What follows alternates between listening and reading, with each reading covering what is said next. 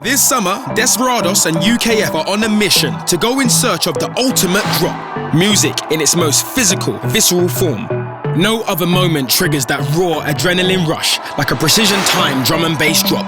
The prototypes have long since proved their stripes as professors of drum and bass drops since emerging in 2010. Here's their take on the history of the all-important drop. Alright, so from the top, we're going to be talking about one of the most prolific producers in the drum and bass scene, Crust, and his tune Warhead.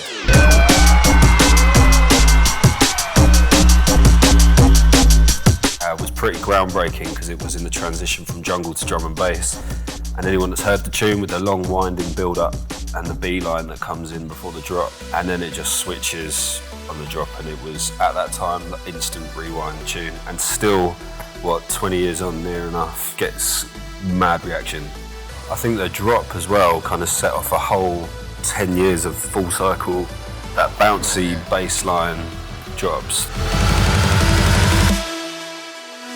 Next up, we got John B, Up All Night. The original, I think, set off the tone for all of those epic style drum and bass tunes.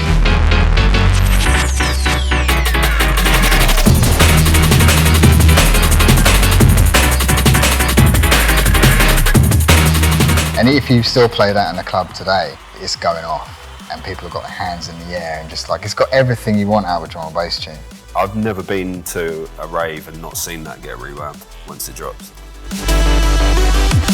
Tune number 3 is an absolute beast. Ed Russian Optical, Pac-Man Ram Trilogy remix.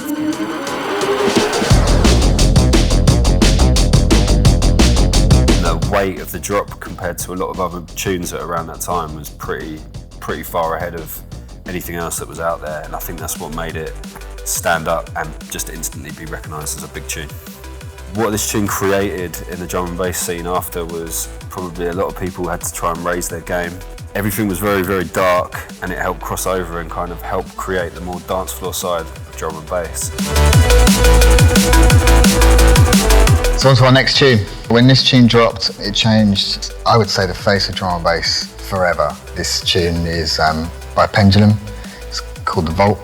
I think the drop on this tune particularly was like nothing, you'd never heard anything like it before.